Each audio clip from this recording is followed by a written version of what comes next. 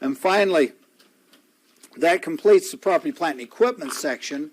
And so now we get down to what are called other assets. Now, what were the 4 characteristics to property, plant, and equipment? Must be tangible. You got to be able to touch it. What else? Inventory. Not inventory.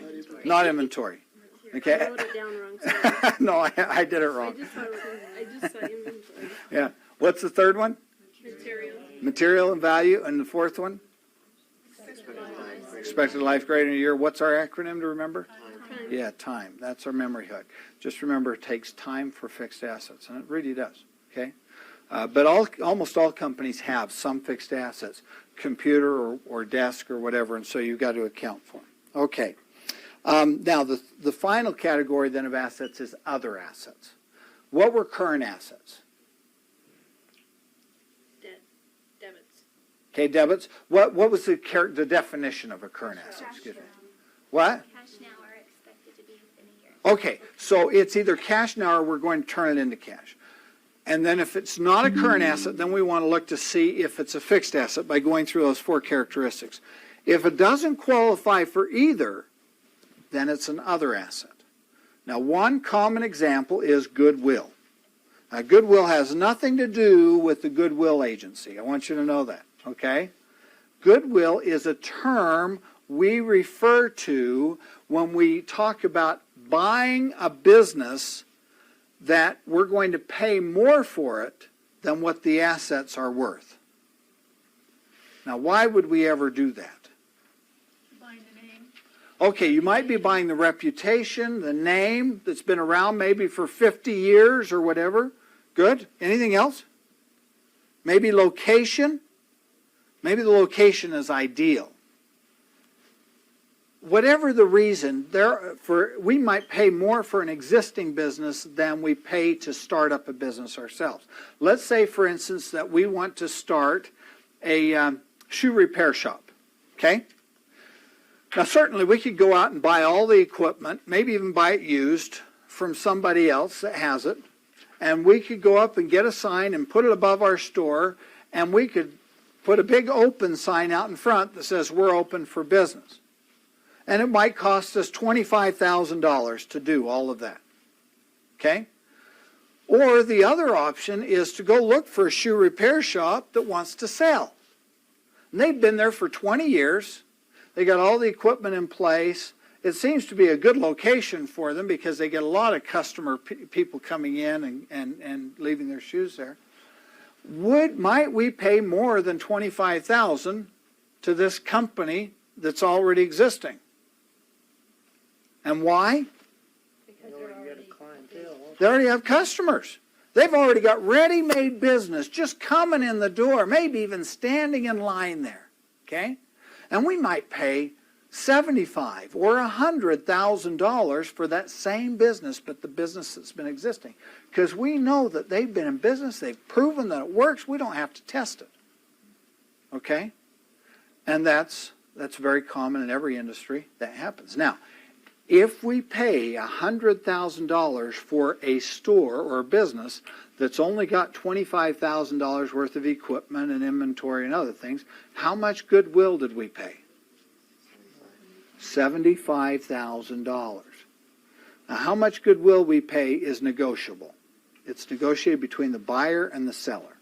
But it's calculated simply by taking the sales price or the purchase price, subtracting all the assets that we got from it, whatever's left over is goodwill. Okay? And goodwill only exists to the buyer. In other words, you might build up a business and say, hey, this is a wonderful business. I got all these customers coming in. I'm making bunches of money every year, and so I think I've got goodwill. You know, probably you do, but you can't recognize it. You can't just wake up, go down to the office and say, I'm going to create a whole bunch of goodwill on my books and put it on there. Okay? Not only is that illegal, but it also means you'd have to pay taxes on that income if you wanted to do it. Okay? So you can't do it. So if you see goodwill on somebody's books, what does that mean? No? No. If you see goodwill on somebody's books, what does it mean? They bought an existing business, okay?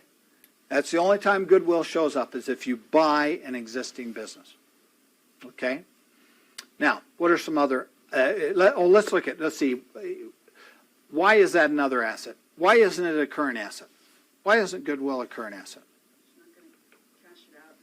That's right. You don't plan on selling it to somebody else and losing it. So you might be able to get the advantage of it over the next 12 months, but you're still going to have that goodwill at the end of 12 months. So it's not current. Why isn't it a fixed asset? Can't touch it. Can't touch it.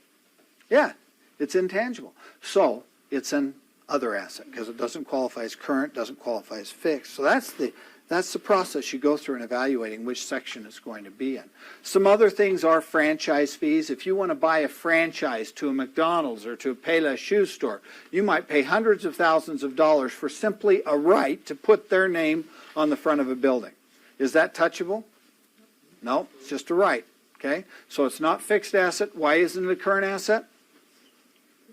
Because we're not going to cash it out. That's right. You're not going to turn around and sell that franchise to somebody else.